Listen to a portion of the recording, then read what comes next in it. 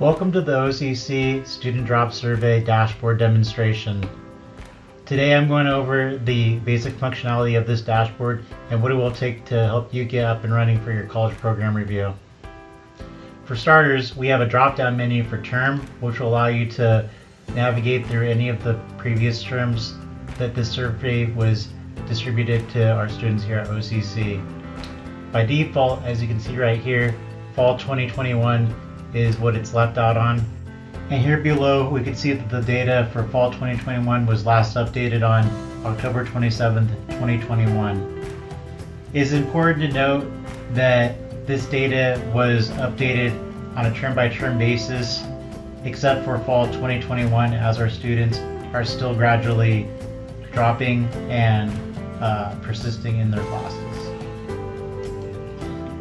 This information is important to note because, as you can see right here, for the drop-down menu it says still enrolled at college for term. That is so that you all know that the student was enrolled still for that particular term. Another important thing to note is that when a student drops a class from OCC, they have the opportunity to take the survey more than once per class that was dropped. Once the class was dropped, they are asked an array of questions pertaining to personal, course costs, workload, financial aid, scheduling, or other. The other category is the category where they are given a short answer section explaining the nature of why they dropped the course in more further detail. Before diving into these questions, we can see that there are some options on the side here to how we could slice the data. We have Program Review Unit, we have Department, we have Course, we have Attribute, which includes honors and non-credit, and last but not least, we have Race Ethnicity. Race Ethnicity is also shown here, broken down by male and female, but if you want to hone in on a specific race/ethnic group, you can also do that as well. Don't forget, you also have your clear all filters right here in case if you wish to start over from the beginning. Now that we have gone over some of the basics of the dashboard, I want to go over some of the more detailed functionalities of it. As you can see right here, we have the number of surveys that were received, and then we have the number of reasons that were omitted by that student. A student could have omitted more than one reason per survey. As we look across the rest of the dashboard on this page, we can see that there are some higher numbers in certain categories rather than others. That would indicate more of the trends of what you should be looking for in terms of your data analysis for your college program review.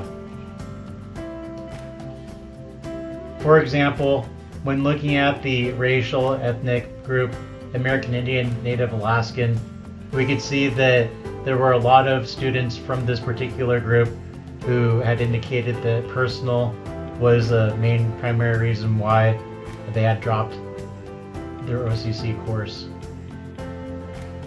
Now that you have a basic understanding of how the dashboard was created and what the purpose is, we're going to dive deeper into some of the other tabs. The next tab that we look at here is Gender. It focuses solely on gender, giving you that breakout by male, female, unknown, and non-binary student. As we proceed to the Financial Aid tab, we can see that the format has changed slightly. Here you see no and you see yes. That would indicate if the student had received financial aid or not. Again, you can use the drop downs to get a more detailed view by race, ethnicity, and then you could also filter on the side here by female, male, non-binary, or unknown if that is something that you wish to drill down further onto. Next, we click the Age tab. The Age tab is also slightly different from the other tabs because we have age bins. Here we have 19 or younger, 20 to 24, 25 to 29, etc., all the way up to 55 and older. Again, here we see the same drop-down menu to where we could select gender if we really wanted to drill down by that factor. As we move forward to DSS status, foster youth, international, veteran, we notice that they all have yes or no, indicating if they were part of that group or not. Similar format to what we've seen before, again with the drop downs of racial, ethnic background, and gender. Courses are final tab in which gives you a unique view for your program review. As you can see here, if you taught an accounting course and you wanted to look at an array of courses, you can have them all on one page to get that overall perspective of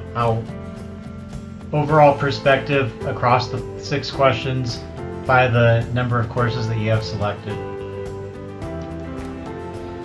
As we move to the final tab, we see that we have data notes. I would highly emphasize that it's important to use data notes because we have highlighted the important definitions that you need to know when analyzing this data. For example, when we look at the definitions of personal, we see that that's related to health, family, work, or social obligations. Details like this footnote will help you better understand the dashboard and how to fill out your program review. If you have any further questions, please don't hesitate to contact our office, as we will provide further context if needed. Otherwise, we try our best to update this as frequently as possible with any feedback that we receive. Thank you and good luck. Here are some quick things to consider before checking out your student drop survey. Question 1. Are there any differences in responses across racial ethnic groups? Question 2. What are the top 2 reasons students are dropping their courses overall by selected demographics? This might include race, ethnicity, gender, veteran status, international status, etc.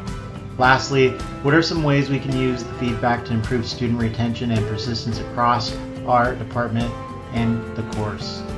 These are just a few questions to consider before looking at your student drop survey and really get you thinking about how we can use this data to help our students.